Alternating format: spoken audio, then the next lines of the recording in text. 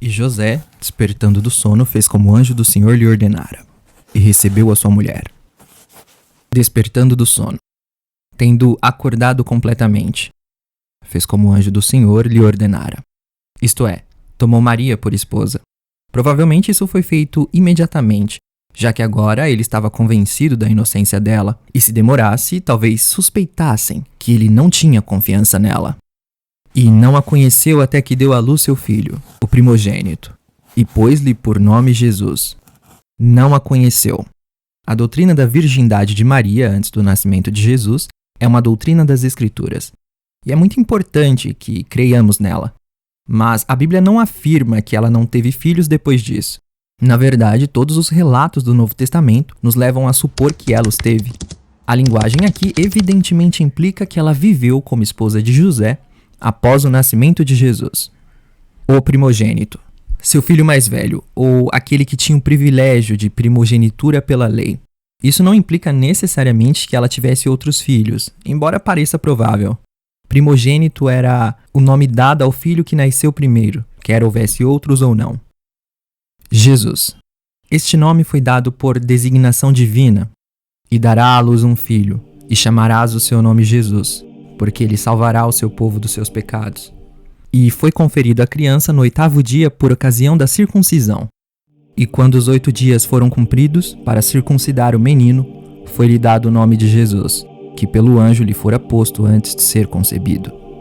E tendo nascido Jesus em Belém de Judeia, no tempo do rei Herodes, eis que uns magos vieram do Oriente a Jerusalém. E tendo nascido Jesus. O relato completo do nascimento de Cristo está contido em Lucas 2, versículos 1 ao 20. Em Belém de Judeia. Belém, o local do nascimento de Cristo, era uma pequena cidade, a cerca de 10 quilômetros ao sul de Jerusalém. A palavra Belém significa casa do pão, talvez atribuída ao lugar por causa de sua grande fertilidade. Também era chamada de Efrata, uma palavra que supostamente também significava fertilidade. Assim morreu Raquel e foi sepultada no caminho de Efrata, que é Belém. Era chamada a cidade de Davi, porque era a cidade de seu nascimento. E subiu também José da Galileia, da cidade de Nazaré à Judeia, a cidade de Davi, chamada Belém. Então disse o Senhor a Samuel: Até quando terás dó de Saul, havendo eu rejeitado, para que não reine sobre Israel? Enche um chifre de azeite e vem, enviar-te-ei a Jessé, o belemita, porque dentre os seus filhos me tenho provido de um rei. Foi chamada Belém da Judeia para distingui-la de uma cidade de mesmo nome na Galileia. E Catate, Naalau e Sinrom, e Idala e Belém, 12 cidades e as suas aldeias. O solo de Belém era conhecido por sua fertilidade. Os viajantes antigos frequentemente falavam de sua produtividade. A cidade está situada em uma elevação em meio a colinas e vales. Atualmente, ela contém cerca de 200 casas, habitadas principalmente por cristãos e muçulmanos, que vivem juntos em paz. Cerca de 200 passos a leste de Belém, ainda é mostrado o local onde se supõe que nosso Salvador tenha nascido.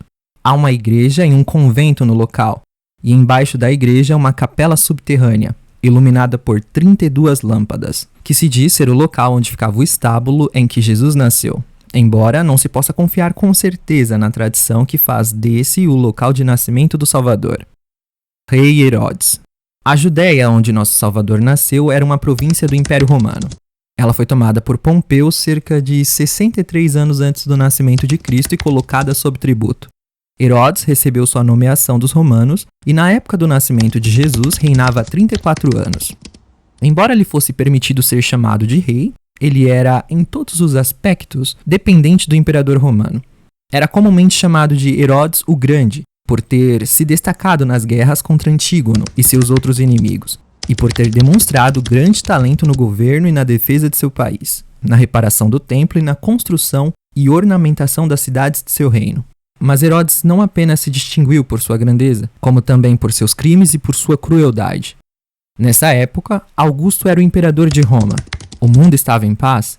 Uma grande parte das nações conhecidas da terra estava unida sob o imperador romano. O contato entre diferentes nações era fácil e seguro. Leis semelhantes prevaleciam. O uso da língua grega era generalizado em todo o mundo. Todas essas circunstâncias se combinavam para tornar essa época favorável à introdução do Evangelho e à sua propagação por toda a terra. E a providência de Deus foi notável ao preparar as nações dessa maneira para que a religião cristã se espalhasse de forma fácil e rápida. Magos. A palavra original aqui é magoi, da qual vem nossa palavra mago, agora usada em sentido ruim, mas não no original. As pessoas aqui indicadas eram filósofos, sacerdotes ou astrônomos. Eles viviam principalmente na Pérsia e na Arábia.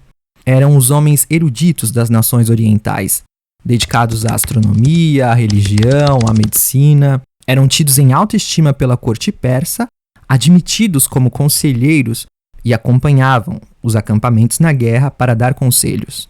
Do Oriente. Não se sabe se eles vieram da Pérsia ou da Arábia. Ambos os países podem ser indicados pela palavra Oriente, ou seja, leste da Judéia. Jerusalém. A capital da Judéia. Como há frequentes referências a Jerusalém no Novo Testamento, como era o lugar do culto público a Deus, como foi o lugar onde ocorreram muitas transações importantes na vida do Salvador e onde ele morreu, e como não se pode explicar inteligentemente o Novo Testamento sem algum conhecimento dessa cidade, apresentaremos no próximo vídeo uma breve descrição sobre a cidade de Davi.